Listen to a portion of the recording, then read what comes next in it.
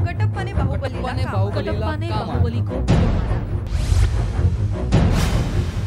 कटप्पानं बाहुबलीला का मारलं या एकाच प्रश्नाचं उत्तर शोधण्याचा प्रयत्न देशातीलच नव्हे तर जगातील तमाम जनता करतीये। कटप्पानं बाहुबलीला नेमकं का मारलं? त्यानेच मारलं का किंवा इतर काही? व्यक्ती तितक्या सिनेमाच्या क्लुप्त्या अशीच म्हण खरं तर बाहुबली सिनेमामुळे निर्माण होतीये।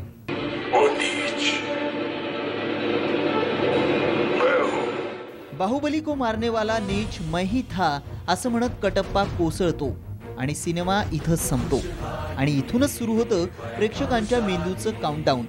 सिनेमाच्या दिग्दर्शनापासून लेखकापर्यंत साऱ्यांनी कटप्पानं बाहुबलीला का मारलं या प्रश्नाचा भुंगा सगळ्यांच्या डोक्यात सोडलाय।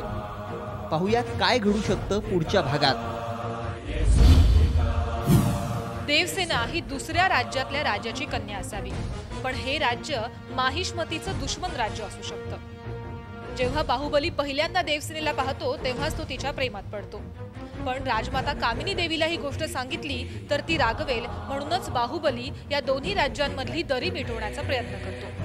पण ही गोष्ट काही शक्य होत नाही। त्याचवेळी राजमाताला बाहुबली आणि देवसेनेच्या प्रेमाबद्दल समजतं आणि ती याला कडाडून विरोध करते। जर का तुला देवसेनेशी लग्न करायचं असेल तर तुला माहिष्मती सोडावं लागेल असं फरमान ती काढते आणि बाहुबली यासाठी तयार होतो। त्या दरम्यान भल्लाल देव माहिष्मतीच्या तख्तावर बसतो। आपण जसं पहिल्या भागात पाहिलं, भल्लाल देव देवसेनेला उद्देशून म्हणतो की तू मला पसंत न करता त्या बाहुबलीला केलंस। यातनं असं लक्षात येतं की भल्लाल देवलाही देवसेना आवडायची, पण तेव्हा तो काहीही करू शकत नव्हता। पण जेव्हा बाहुबली माहिष्मती सोडून जातो आणि देवसेनेशी लग्न करतो तेव्हा भल्लाल देवचा तीळपापड होतो आणि मग तो शेजारच्या राज्यावर चाल करून जातो जिथं देवसेना आणि बाहुबली वास्तव्य करत असतात। भल्लाल देवचं कारस्थान कटप्पाला माहीत असतं। तो या दोघांनाही समजावण्याचा प्रयत्न करत असतो। त्यातच कटप्पाला बाहुबलीची शक्ती माहीत असते। लढाई झाल्यास माहिष्मती पराजित होईल याची खात्री असते आणि प्रामाणिक कटप्पाला ते नको असतं। आपल्या राज्याचा पराजय होऊ नये म्हणून भल्लाल देव कटप्पाला कपटी वृत्तीनं बाहुबलीला मारण्याचे आदेश देतो। कटप्पा हा सिंहासनाचा गुलाम असतो आणि त्यामुळेच त्याला भल्लाल देवची आज्ञा पाळावीच लागणार असते आणि यातनच कदाचित कटप्पानं बाहुबलीला मारलं असावं। भल्लाल देव आणि बाहुबली दोघेही चुलत भाऊ, पण यापैकी बाहुबली सोबत देवसेना लग्न करते, पण दुसरीकडे भल्लाल देवाचा देखील तिच्यावर जीव जडलेला असतो। या सर्व गोष्टी माहिष्मतीची राजमाता कामिनी देवीला माहीत असतात। देवसेनेमुळे दोन भावांमध्ये वितुष्ट वाढून राज्यावर अरिष्ट येऊ नये म्हणून ती सतत मेरा वचन मेरा शासन असं म्हणत असते। दरम्यान सत्तेच्या आणि प्रेमाच्या सारीपाटावर पराभूत झालेला भल्लाल देव आपल्या आईलाच या खेळाचा मोहरा बनवण्यात यशस्वी होतो। एक आई जी आतापर्यंत निपक्षपणे भूमिका बजावून कुठेही दीराच्या मुलावर अन्याय होऊ देत नाही, पण तिचा स्वाभिमान नकळतपणे दुखावला जातो। भल्लाल देवाच्या सांगण्यावरूनच तीच कटप्पाला बाहुबलीला मारण्याची सूचना करते, पण बाहुबलीच्या मृत्यूनंतर भल्लाल देवाचं खरं रूप तिच्या समोर येतं। तिला आपली चूक उमगते, पण तोवर वेळ निघून गेलेली असते। यातून तिला शेवटचा आशेचा किरण दिसतो, तो म्हणजे बाहुबलीचा मुलगा अर्थात शिवा, ज्याला वाचवण्यासाठी ती स्वतःच्या प्राणांची आहुती देते।